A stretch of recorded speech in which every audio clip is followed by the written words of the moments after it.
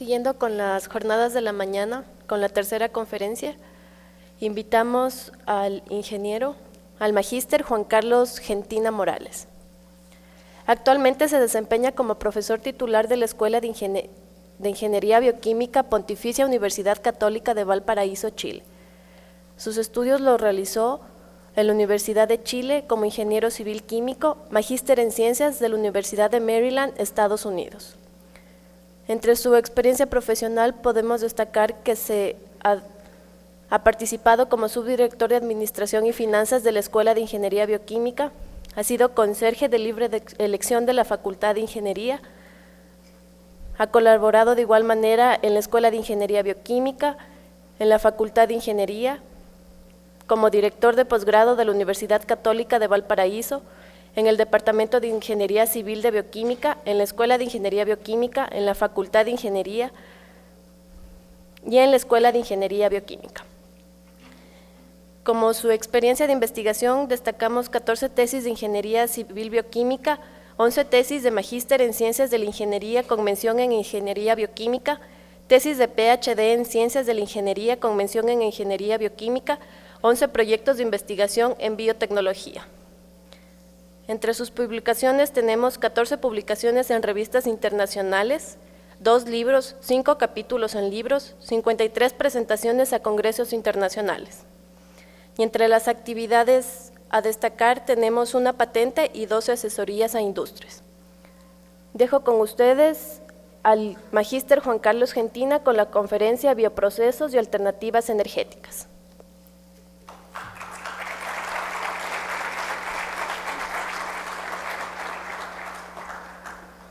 Buenos días, estoy muy contento de estar en Loja. El año pasado tuve la oportunidad de conocer un profesor de esta universidad y fue él quien me puso en mi mapa mental la ubicación geográfica de Loja. Reconozco que no tenía conocimiento de esta linda ciudad, pero realmente ha superado con creces lo que yo me imaginaba cuando mi amigo Francisco Gordillo me contaba cómo era Loja, cómo era esta universidad, cómo era su gente. Realmente estoy muy contento de estar por acá. Bueno, me voy a referir entonces a lo que son los bioprocesos y sus posibilidades de contribución a las alternativas energéticas, que actualmente están muy de moda en este momento. Entonces, mi objetivo de la presentación es mostrarles a ustedes brevemente lo que entendemos por bioprocesos y cómo estos podrían contribuir entonces en el tema energético que hoy día nos preocupa a todos. Bueno, partamos de un análisis de lo que es la situación actual, ¿no es verdad? Somos una sociedad que es gran consumidora de energía. Tenemos muchas comodidades, ¿no es cierto?, de que requieren de energía. Estamos acostumbrados, bueno, no todo el mundo, pero una gran mayoría estamos acostumbrados, ¿no es cierto?, de que si necesitamos luz, simplemente movemos un interruptor. Si necesitamos calefacción o necesitamos enfriarnos, ¿no es cierto?, nuevamente activamos un interruptor o encendemos una estufa, ¿no es cierto? Hemos llegado a una situación que es muy cómoda, producto obviamente de lo que es el desarrollo tecnológico de la sociedad. Disponemos entonces formas de energía de gran calidad y de muy fácil disponibilidad. Dar cifras, en verdad las cifras son tan grandes que la verdad yo no las imagino, pero bueno, pongámoslas, digamos. O sea, se dice que en el año 2005, ¿no es cierto?, el consumo mundial de energía fue de 500 por 10 elevado a 12 megajoule y se estima un crecimiento en los próximos 20 años de un 1,6%. Expositorio anterior decía que era mayor, digamos. La verdad que estas son cifras que dependen mucho de quién las calcule y cómo las calcule, pero el hecho concreto es que evidentemente va a haber una necesidad mayor de energía en el futuro, no solo por el crecimiento vegetativo de la población, sino que porque nuevamente habrán probablemente nuevos requerimientos de de energía que están en beneficio propio de nuestra comodidad como sociedad. Las fuentes primarias de energía, ¿no es verdad?, las podemos agrupar como petróleo, carbón, gas natural, energía nuclear y energías renovables. Vean ustedes que la participación del petróleo es básicamente la mayoritaria, y es porque, bueno, es una situación en que coinciden varios factores. Desde luego, por un lado están los costos y por otro lado está la forma de poder manejar esta fuente de energía y las alternativas que puede brindar su uso. Evidentemente el petróleo es una de las fuentes de energía, ¿no es cierto?, que no solamente nos entrega energía, sino que al mismo tiempo nos entrega un sinnúmero de productos químicos que son utilísimos, que hoy día a cada rato los estamos usando. Así que el petróleo no solo es energía más una serie de otros productos. Lamentablemente la contribución de las fuentes renovables es muy baja, y según los entendidos parece ser que esta contribución no va a aumentar en el futuro próximo, ¿ah? A lo más irá aumentando a la par con el aumento de las demandas de energía. O sea, ese 8%, 9% de contribución de las energías renovables se va a mantener probablemente en el futuro cercano. Así que con esa situación, ¿no es cierto?, y si analizamos ahora dónde está destinado esta energía, dónde estamos gastando esta energía, podemos distinguir, desde luego que hay muchísimo más gastos de energía, pero lo más importante y lo que más cercano nos toca, tenemos el transporte, que ya se mencionaba, ¿no es cierto?, que el transporte evidentemente es uno de los grandes consumidores de energía. Tenemos la industria, la calefacción, iluminación, ¿no es cierto?, que son parte de las comodidades que nosotros como sociedad disfrutamos en este momento. Ahora, si analizamos qué fuentes de energía satisfacen cada una de estas demandas, vemos que el transporte básicamente está satisfecho o está siendo satisfecho por petróleo. En cambio, la industria, lógico, petróleo, pero también gas natural y también carbón, y así sucesivamente, calefacción también, digamos. Y en el caso de iluminación, que básicamente es energía eléctrica lo que se utiliza, pero la energía eléctrica la podemos generar de varias fuentes primarias de energía, ¿no? Por la energía hidroeléctrica, ya sea por petróleos o por gas o carbón. Entonces, ¿con qué nos encontramos? Nos encontramos entonces de que justamente hay una gran dependencia, una dependencia casi exclusiva en esa área, en ese rubro que es tan importante como el transporte, respecto del petróleo. En todos los otros casos, ¿no es cierto?, se reparte la responsabilidad de los suministros, en la industria, la calefacción, iluminación, ¿no es cierto? Hay fuentes primarias que también pueden, sin lugar a dudas, satisfacer las demandas que se están produciendo. Bueno, hasta hoy día, ¿no es cierto?, todavía, no sé, no hemos sentido el efecto tan fuerte, ¿no es cierto?, de la situación energética, pero sin embargo tenemos dos amenazas que son muy cercanas, que ya se están manifestando y que hay muchas personas que están haciendo conciencia de ello. Me refiero, ¿no es cierto?, al hecho conocidísimo de que las reservas de petróleo son finitas. Por esa razón, muchas personas entendidas en estas materias insisten en llamar esto más bien una crisis del petróleo, más que una crisis de energía. Las fuentes de energía todavía hay. Lo que pasa es que el petróleo es el que se va a agotar algún día, digamos, y ya en los años 70, a lo mejor algunos de ustedes eran pequeños o a lo mejor ni siquiera existían en esa época, pero ya en los años 70 hubo una primera crisis del petróleo y fue en ese entonces el petróleo el barril costaba menos de $10, $8, creo, algo así. Fue el primer, por así decirlo, campanazo, ¿no es cierto?, que hizo tomar conciencia al mundo de que el petróleo algún día se iba a acabar. Entonces, hubo grandes esfuerzos en esos momentos por buscar alternativas al petróleo. A poco andar, digamos, se estabilizaron los precios, pareciera ser de que ese remesón fue como para subir el nivel de precio y con eso ya se dieron por satisfecho y claro, se hubo un escalón en el precio del petróleo, el barril, y como que se fue enfriando el problema, dejó de ser latente. Pero nuevamente desde hace un par de años atrás, ha vuelto la amenaza, el fantasma de que este recurso se va a agotar, y lo hemos visto reflejado en el precio que el alza de precio que ha experimentado este commodity. Hoy día creo que todavía no baja de $100 el barril de petróleo.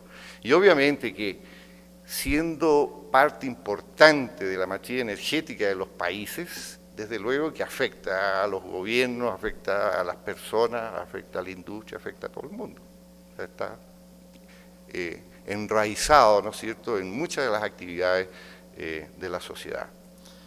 Eso por un lado. Y la otra amenaza, que también estamos todos conscientes, ¿no es cierto?, es el incremento del efecto invernadero, ¿no es cierto?, en el cual el producto o la razón por la cual estamos sufriendo este efecto invernadero es por la quema de los combustibles fósiles, que finalmente terminan en CO2, ¿no es cierto?, y desde luego también algunos otros componentes que van a contaminar la atmósfera, pero quedémonos con el dióxido de carbono, y evidentemente entonces que esto está provocando una acumulación de dióxido de carbono en la atmósfera, nunca antes experimentada, por lo menos desde que se tienen registros, ¿no es cierto?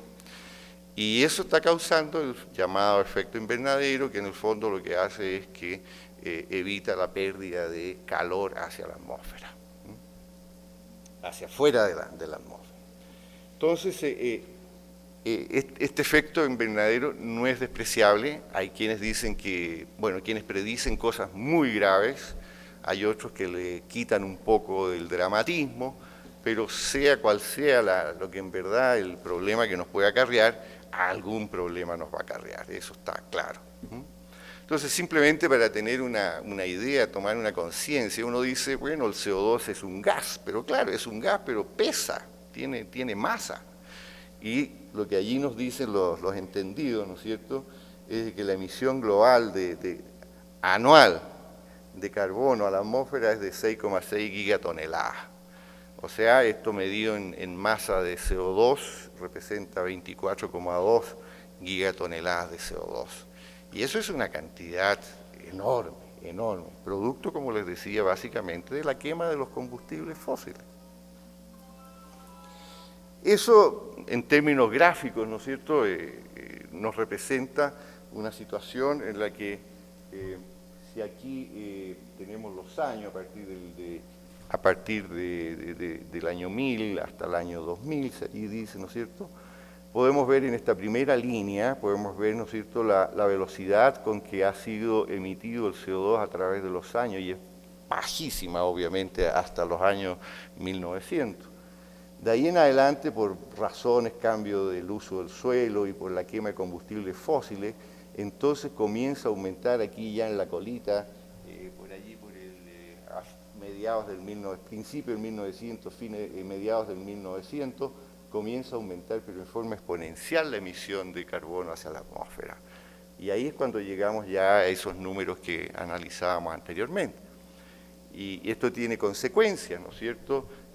Por ejemplo, si aquí miramos lo que es la concentración de dióxido de carbono en el aire, aquello que dicen nuestros textos de termodinámica, que el aire tiene 0,03% de volumen, ya no es cierto, digamos, ya ha aumentado eso. Hoy día, 50 años después que fue publicado ese texto, ya se quedó atrás. Entonces ahora va a haber que haber un índice de incremento de la concentración de CO2 en el aire para estar al día, así como el índice de incremento de los precios. Vean ustedes que ya vamos en algo así como 160 ppm. Y este efecto de la acumulación de CO2 en la atmósfera trae apareado lo que se llama el efecto invernadero, que por muchos años, ¿no es cierto?, la variación de las temperaturas fue prácticamente nula, de la temperatura promedio en la Tierra, hasta que hoy día, ¿no es cierto?, ya empieza a escalar esa temperatura promedio y ya tenemos del orden de 0,6 grados netos de aumento de la temperatura promedio global del planeta. Así que hay un problema grave ahí, y ese problema es por la quema de los, independiente que se esté acabando el petróleo, es un problema que surge por la quema de los combustibles fósiles. Entonces, alternativas, ya revisábamos en la exposición anterior que hay fuentes alternativas de energías que son justamente las energías renovables, que sirven para reemplazar energías fósiles, de luego, y que al mismo tiempo no contribuyen al efecto invernadero, de tal manera que son deseables estas renovables. Pero ya veíamos, ¿no es cierto?, que su participación en las matrices energéticas es bastante baja. Pero bueno, hay que apuntar de alguna manera a mejorar eso. Ya tuvimos una amplia exposición de lo que era la energía solar como energía alternativa renovable. También podemos mencionar la energía eólica, ¿no es cierto?, que en Europa está teniendo mucho auge, lo mismo en Estados Unidos, incluso en países como Chile también se están instalando parques eólicos, ¿ah?, para producir justamente electricidad. También algunos países tienen la posibilidad de explotar yacimientos geotérmicos, ¿no es cierto?, y podrán utilizar aquellas emisiones superficiales para calefacción, para cosas más, son como se llama, aguas termales de baja temperatura, o si no también se pueden captar aguas termales de profundidad que sí tienen altísimas temperaturas, ¿no es cierto?, y a altas presiones, que sí se pueden extraer y utilizar para generar vapor y con eso generar electricidad finalmente. También podemos, la energía, la hidroenergía, ¿no es cierto?, es la que más ha contribuido como energía renovable en la matriz energética de los países, y también se habla de la energía oceánica a través del movimiento de las olas, de las mareas, en fin, hay varias posibilidades, pero también podemos terminar, ¿no es cierto?, en energía eléctrica. También tenemos la biomasa, que también fue mencionada, entendiendo la biomasa, ¿no es cierto? Hay un concepto muy amplio de biomasa, involucra tanto el material vegetal como el material animal, pero la verdad que uno siempre está pensando más bien en material vegetal, y yo considero que la biomasa está referido más bien al material vegetal, a lo vegetal. Por muchos años la biomasa ha sido fuente de energía para el hombre, y tal vez fue su primera fuente de energía no solar, digamos, en términos de quemar leña, quemar madera, ¿no es cierto?, para cocinar, para hacer todo ese tipo y calentarse, que es lo más importante. Y bueno, y también hacer toda su industria, después la metalurgia y todas esas cosas. Bueno, pero la biomasa tiene una gracia, y la biomasa tiene la gracia de que nos permite producir combustibles, lo cual, ¿no es cierto?, tiene una gracia importante, puesto porque si nosotros vemos y reconocemos que el principal problema es la escasez que se nos viene de petróleo, que es fundamentalmente la fuente de energía que utilizamos en transporte, necesitamos algo que nos ayude a reemplazar el petróleo destinado a ese uso. Y de acuerdo a nuestra costumbre, lo que necesitamos entonces son combustibles líquidos, que poder continuar, digamos, mientras encontremos alguna mejor solución que puede venir por el lado de la energía fotovoltaica, o que puede venir finalmente de una tecnología de producción de hidrógeno. Pero bueno, mientras eso no ocurra, tenemos que tener alguna contribución que nos ayude en ello. Así que la biomasa tiene esa característica y tiene la posibilidad entonces de hacer una contribución. No digo que va a solucionarlo, pero sí hacer una contribución a lo que es la escasez que se está produciendo de petróleo. La biomasa se puede manejar muy bien con los bioprocesos. Desde luego que no es la única forma de manejar biomasa, también la podemos manejar, ¿no es cierto?, a través de procesos termoquímicos, pero una alternativa es los bioprocesos, y eso es lo que yo quiero mostrarle un poco respecto a los bioprocesos. Varias ventajas, digamos, hay ahorro de energía. En el fondo, lo que podemos decir que los bioprocesos son casi el ideal de una tecnología limpia, o sea, son poco demandantes de energía y por otro lado generan muy poca residuos y la mayoría de sus residuos son biodegradables, de tal manera que son tecnologías que hoy día son muy bienvenidas para justamente adaptarse a las condiciones energéticas y ambientales que nos exige el mundo actual. Se pueden usar materias renovables, lo cual es un gran punto a favor. Se puede producir biocombustible, no contribuyen al efecto invernadero, dado que la biomasa, ¿no es cierto?, si bien la vamos a quemar, va a producirse CO2, la vamos a quemar, digo yo, ya sea directamente con una llama o ya sea a través del metabolismo de un microorganismo. Y ese CO2 que se emite a la atmósfera en un siguiente ciclo va a ser capturado nuevamente por la biomasa y por lo tanto no hay una contribución neta por parte del uso de esa biomasa en el incremento del efecto invernadero. Y ya decíamos baja generación de residuos. Un proceso en general, ¿no es cierto?, lo que hace es transformar una materia prima en un producto.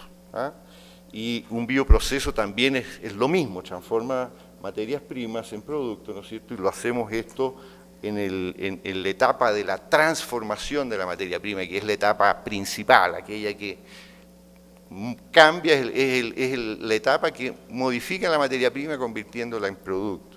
Y eso lo podemos hacer en un reactor, ¿no es cierto?, y utilizamos células que pueden ser microbianas o que pueden ser células también animales o células vegetales, pero fundamentalmente para lo que vamos a hablar hoy día, lo que utilizaríamos serían células microbianas. O si no, también en los bioprocesos podemos considerar que la transformación se puede realizar con enzimas. Enzimas son catalizadores biológicos, que tienen entonces la propiedad de llevar a cabo reacciones en forma muy, muy específica y que también tienen entonces el carácter de constituir una tecnología limpia. Yo me voy a referir exclusivamente a los bioprocesos en donde los agentes de transformación son justamente células microbianas. Los tipos de células que podemos utilizar, bacterias, levaduras, mohos, microalgas, arqueas, etc. Fundamentalmente las tres primeras son las que más se utilizan, pero también las microalgas se ve que pueden hacer muy fuertes contribuciones en los problemas que nos atañen en este momento, que estamos discutiendo. Las células pueden ser naturales o pueden ser modificadas genéticamente. Naturales significa tal cual existen en la naturaleza. Modificadas son entonces aquellas células que encontramos en la naturaleza y que las podemos modificar genéticamente a través de técnicas de mutación y más actualmente a través de técnicas de recombinación genética, que nos permite entregarle propiedades genéticas que no tenía la célula en forma natural. Y con ello entonces estamos generando una nueva célula con nuevas capacidades. Estas células entonces son los agentes de transformación, son ellos los que transforman la materia prima en producto. Y estos individuos tienen la gran gracia de que trabajan con mucha eficiencia y con una gran economía. Ellos no malgastan nada, solamente utilizan la materia y la energía mínima necesaria para cumplir su función vital, o sea, reproducirse. Y tampoco sobreproducen nada, producen exactamente, todo lo que producen responde a una necesidad. Ese es el principio bajo el cual actúan. Y eso lo logran gracias al metabolismo. Todas las células, las microbianas, las nuestras, todas, regulan, ¿no es cierto?, su actividad metabólica a través de lo que se denomina el control metabólico. El control metabólico es esencial para poder mantener la organización dentro de una célula, que muchas de ellas no tienen más de 1 micrón de diámetro, y allí dentro están ocurriendo cientos de reacciones que son las reacciones de la vida, para poder reproducirse. Y todas esas reacciones, ¿no es cierto?, incluso nos pueden llevar a que de un microorganismo tengamos 2 microorganismos en tiempos tan cortos como 30 minutos. Desde luego, son ejemplos que uno encuentra, digamos, y los comenta. Hay otros microorganismos que se demoran un poco más en reproducirse, pero esa es la potencialidad que tienen. Por lo tanto, los microorganismos no son sobreproductores. Y si queremos utilizarlo en bioproceso, o tenemos que seleccionar una cepa natural muy especial, o tenemos que modificarla genéticamente para eliminar los controles metabólicos que ella tiene y convertirla así en una sobreproductora. La gracia de los bioprocesos y de los microorganismos es que utilizan una variedad muy pequeña de materias primas. Y con una misma materia prima podemos producir N productos. Lo único que tenemos que hacer es cambiar el agente de transformación. Y la naturaleza está llena de agentes de transformación. Hay miles y miles y miles de especies de microorganismos en la naturaleza. Se conoce una fracción mínima de ellos. Y se utilizan industrialmente una fracción aún más mínima de ellos. O sea, la potencialidad de encontrar agentes de transformación que nos permitan producir distintos productos a partir de casi el mismo tipo de materias primas, la mayoría de ellas, sobre todo las principales, de carácter renovable, lo cual hace entonces que los bioprocesos tengan una gran potencialidad. Algunos productos de fermentación, allí hay una gran variedad, nosotros usamos diariamente muchos de ellos, comemos yogur, comemos queso, aliñamos la ensalada con vinagre, tomamos un antibiótico, etc. Hay muchísimos productos, entre los cuales obviamente se encuentran los biocombustibles. Los microorganismos, todo lo que requieren para poder actuar como agente de transformación es materia, energía. Ellos ponen la información y con eso tenemos más células, tenemos productos y bueno, en toda esta transformación de energía, ¿no es cierto?, hay algún calor que se disipa. Desde luego que estos microorganismos no podemos tenerlos en cualquier lado, tenemos que otorgarles las condiciones ambientales adecuadas para que ellos puedan hacer lo que son capaces de hacer, o sea, el proceso de su propia reproducción. Y a través de eso, obtener los productos que nosotros andamos buscando. ¿Qué materias necesitan? Muy simple, muy simple. Tenemos que satisfacerles un cierto número de elementos químicos que son indispensables para que ellos puedan sintetizar su material celular. Y esos elementos químicos se los podemos entregar en moléculas muy simples, Tenemos que entregarle una fuente de carbono y energía. Muchas veces los microorganismos utilizan la misma fuente, la misma molécula la usan como fuente de carbono y como fuente de energía. Hay microorganismos que utilizan fuentes de carbono y fuentes de energía que son distintas, pero los que utilizamos industrialmente, la mayoría hace lo primero. Por ejemplo, la glucosa. La glucosa es una molécula simple, un carbohidrato, que puede ser usado como fuente de carbono y al mismo tiempo como fuente de energía. Luego necesitamos nitrógeno para sintetizar las proteínas y para sintetizar los ácidos nucleicos. Necesitamos micronutrientes, que algunos son parte de las moléculas orgánicas, como el fósforo y el azufre, y otros son cofactores de las reacciones metabólicas y son, por lo tanto, indispensables que estén presentes dentro de las materias primas que se requieren para estos procesos, etc. Dentro de los biocombustibles que se pueden producir, desde luego que el etanol es el primero. Ahora, ¿por qué le ponen bio? Es un cuento, digamos, que yo creo que es muy de marketing o muy para simplemente indicar esto va para combustible, no para otro uso, esto va para combustible.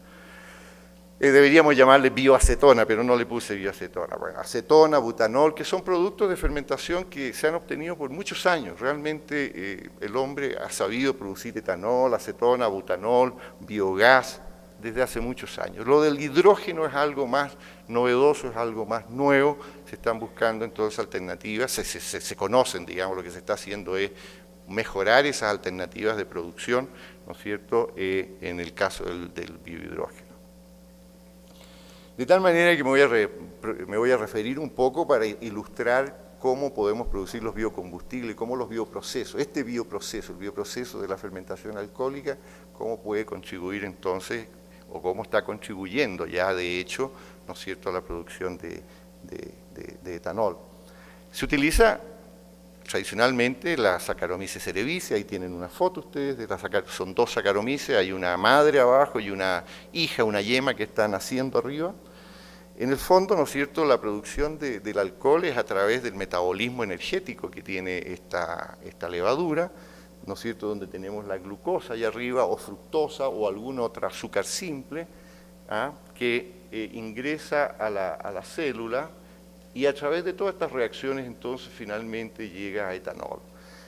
Mientras hace eso, la célula genera energía que le sirve para los procesos biosintéticos.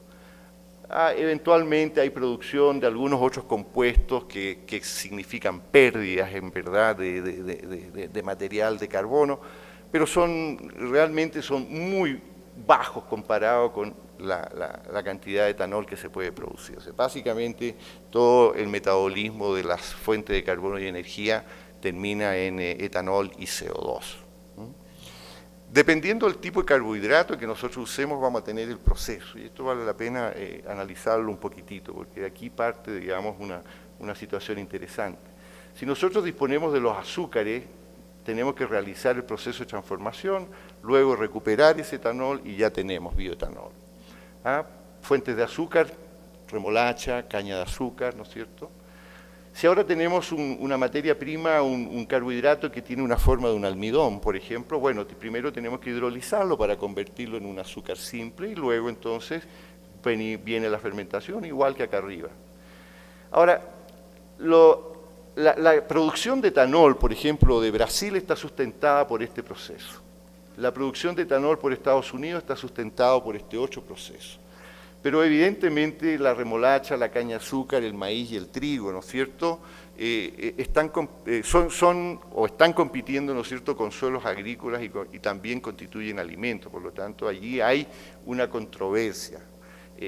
Hoy día todavía probablemente no se siente esa controversia, pero si la producción de bioetanol va a continuar aumentando, la verdad que no se puede pensar seguir utilizando suelos agrícolas y productos alimenticios para convertirlo en etanol. Entonces de allí se acuña un nuevo término que es el término de biocombustibles de segunda generación. Y esos son los que utilizan entonces ahora sí carbohidratos o fuentes de carbohidratos que no compitan, ¿no es cierto?, con los alimentos, y ellos son básicamente materiales lignocelulósicos, donde tenemos madera y tenemos residuos. Aquí, lamentablemente, estos carbohidratos son mucho más complejos, son más duros, necesitan de un pretratamiento para poder aislarlo y posteriormente entonces hidrolizarlo y finalmente llegar a la fermentación y a la recuperación. Entonces hoy día lo importante, ¿no es cierto?, es enfocarse a desarrollar un proceso que sea económico para producir bioetanol a partir de materiales lignocelulósicos. Es una realidad, pero su costo todavía es elevado. La producción de etanol, los grandes productores son Brasil, con un 35%, y Estados Unidos con un 33% de la producción mundial.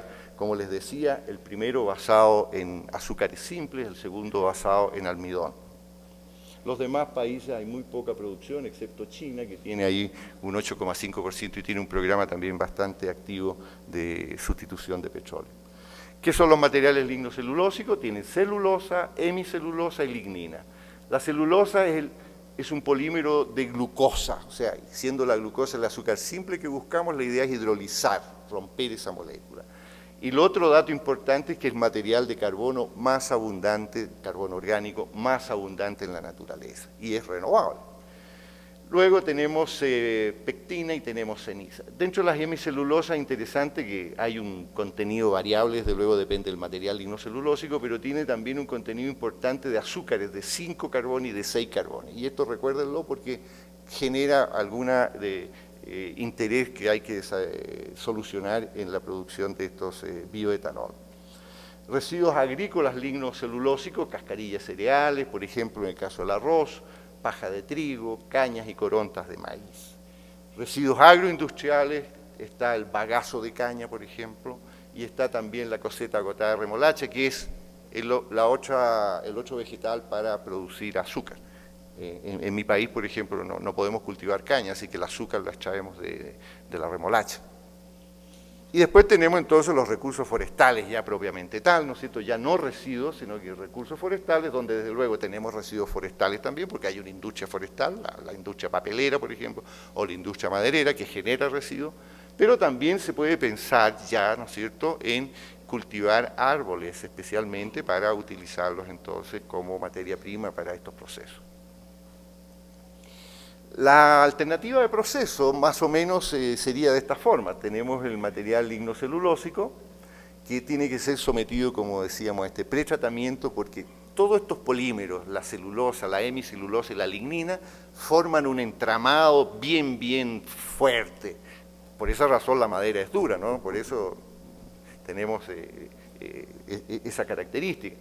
Con el pretratamiento logramos separar entonces la celulosa, la hemicelulosa, la lignina. La lignina, como decíamos, ese es un polímero de aromáticos, ¿no es cierto?, que todavía no tiene una fuerte aplicación, pero tiene un fuerte contenido energético, así que se puede usar como combustible para calderas, por ejemplo, y eso es lo que se hace hoy día.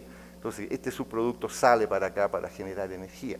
La celulosa y la hemicelulosa la hidrolizamos, puede ser una hidrólisis ácida, puede ser una hidrólisis enzimática, ¿no es cierto? Y luego entonces tenemos los azúcares, vamos a tener azúcares de 6 carbones y azúcares de 5 carbones, y entonces tendremos que fermentar ambos azúcares y luego recuperarlo. Se están estudiando alternativas de hacer todo esto en un solo paso, o tener un microorganismo que sea capaz de también de llevar todo esto en un solo paso. Bueno, son todos todavía desarrollos que se están y alternativas que se están analizando. La producción de bioetanol ya es una realidad a partir del lignocelulósico. En Estados Unidos hay varios proyectos que ya están funcionando. Allí hay algunos ejemplos y con producciones bastante interesantes, 250 millones de galones al año. Abengoa, 11,4 millones más energía eléctrica, en fin, hay procesos ya en base a materiales lignocelulósicos.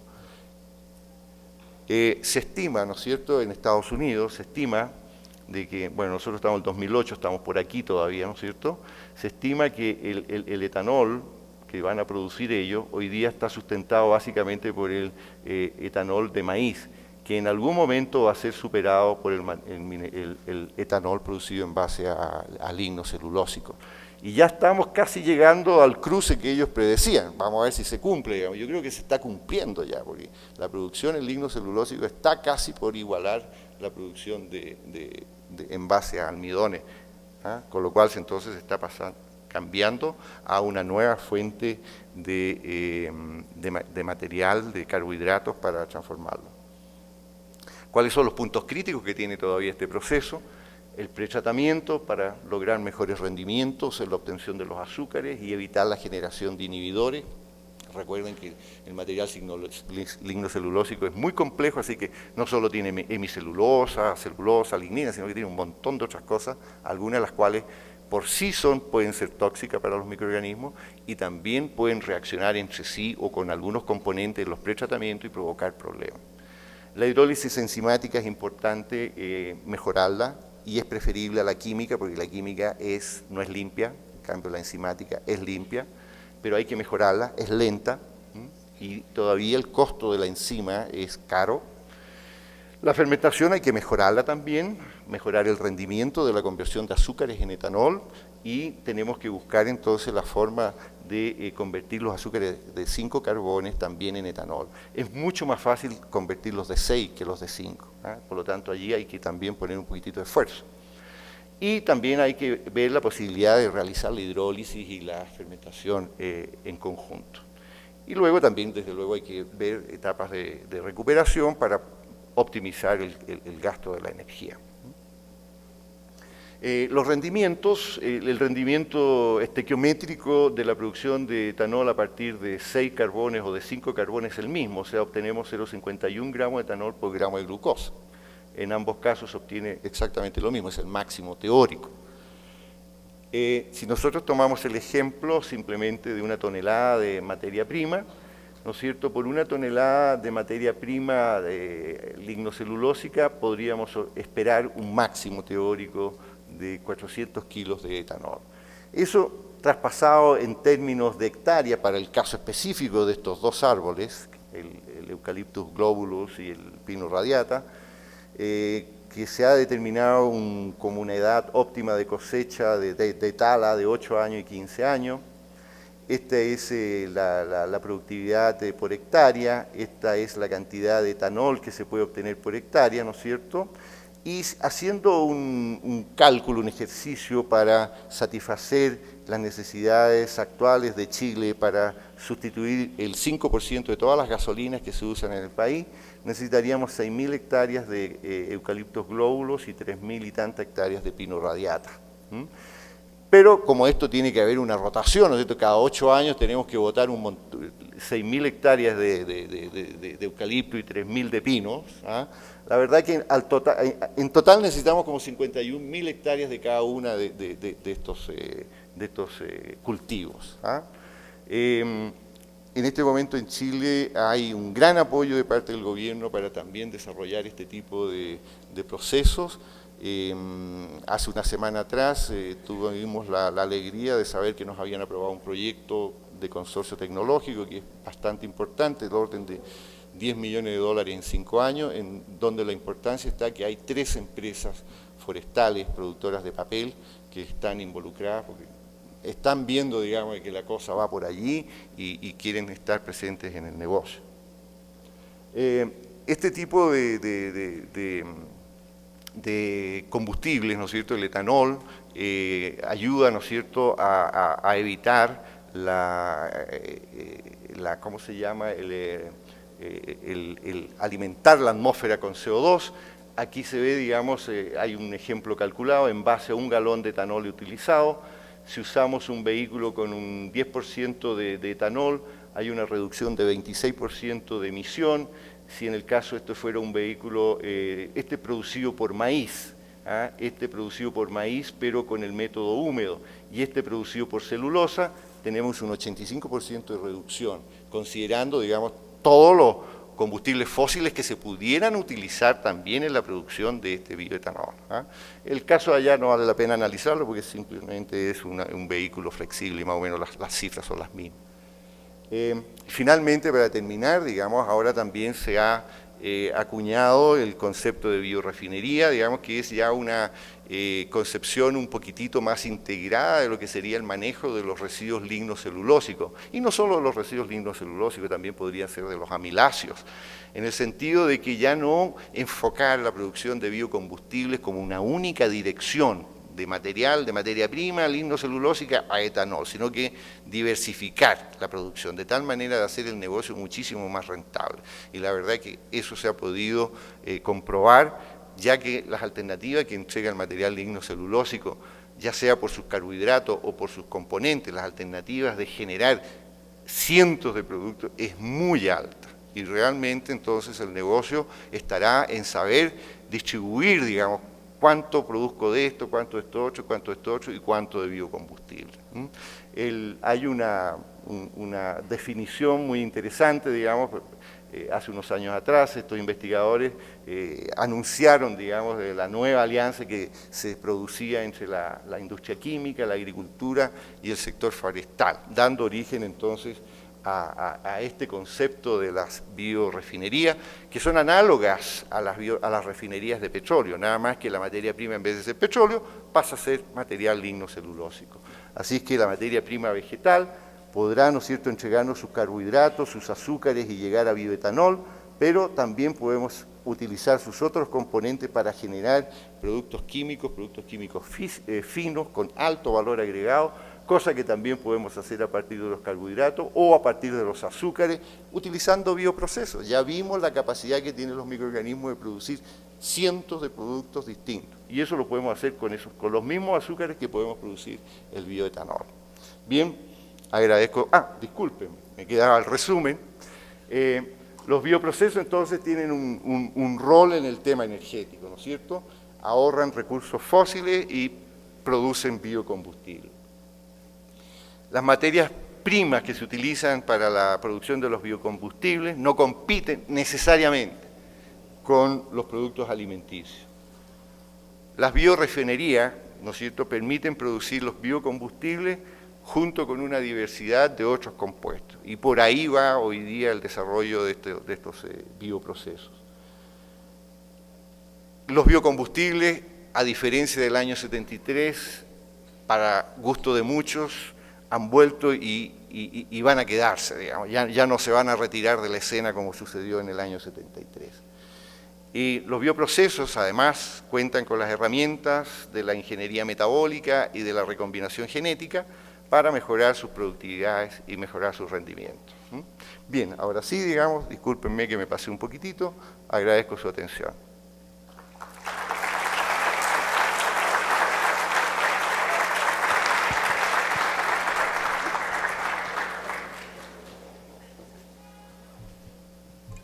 Damos paso a las preguntas del auditorio.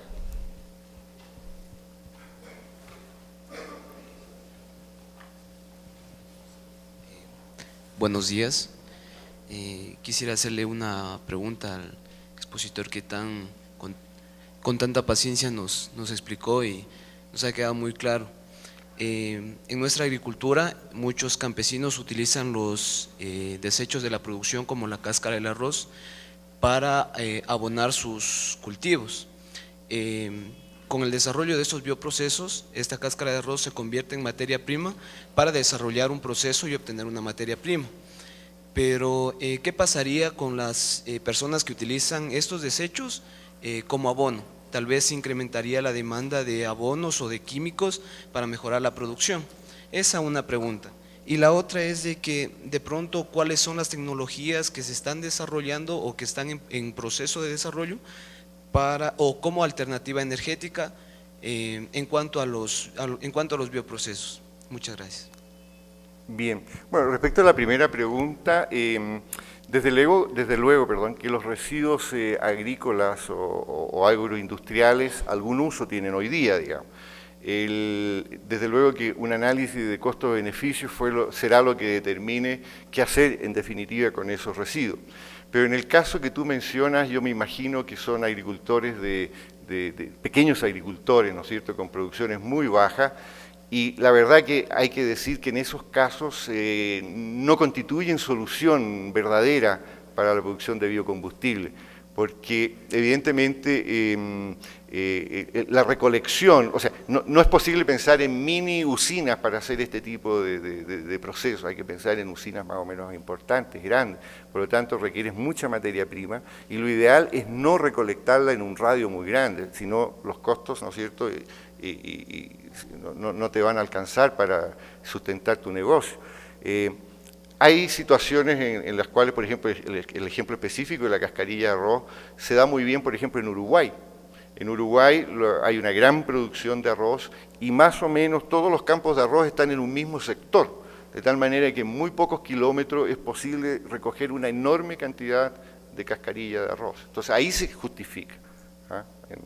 Ahora, la segunda consulta, si te entendí, era qué bioprocesos están estudiando para llevar a cabo o generar nuevos biocombustibles. ¿Era esa la pregunta? ¿Sí? Bueno, de partida, ¿no es cierto?, el etanol, que es una fermentación que existe desde que antes que se conocieran los microorganismos, es algo que se ha estudiado desde Pasteur adelante con mucha atención y ahora último también con mayor razón pensándolo como una alternativa de combustible. Pero de los novedosos yo diría que son el biohidrógeno, del cual todavía no hay indicios claros si va a constituir o no una alternativa, eso a juicio mío, digamos, los que trabajan en el tema dirán lo contrario. ¿Qué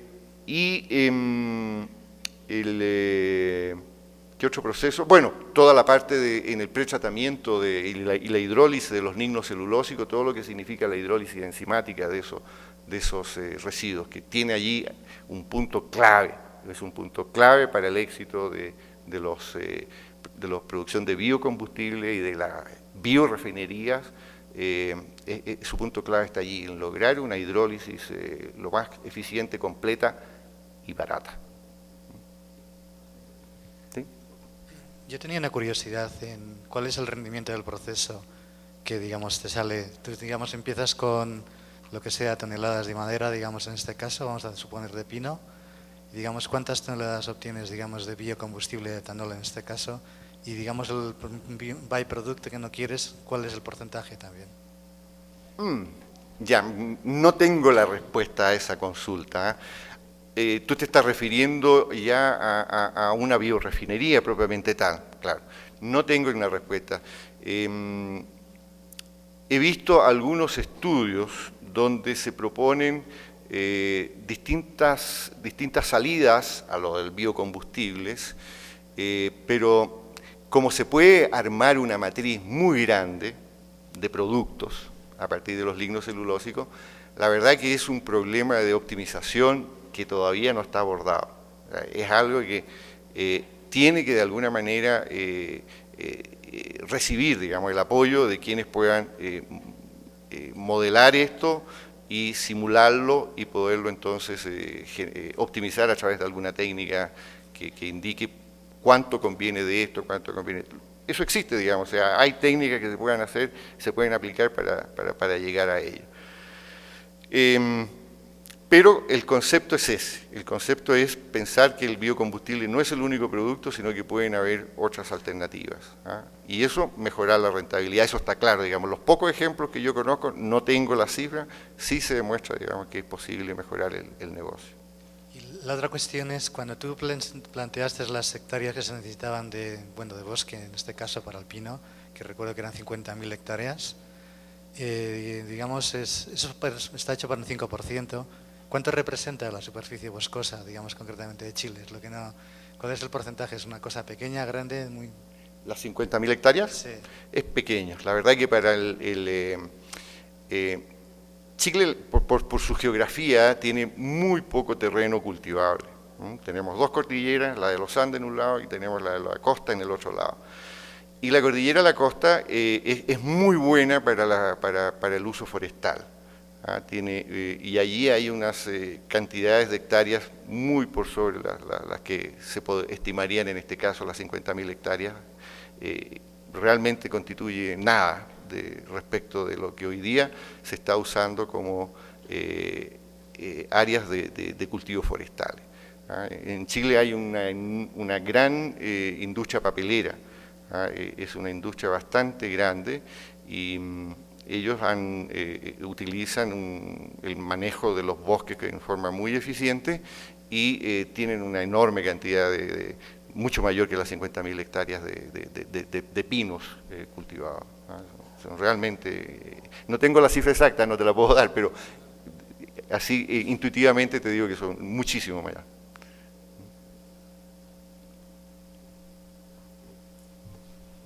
Muchas gracias, Magíster, por habernos acompañado durante esta mañana.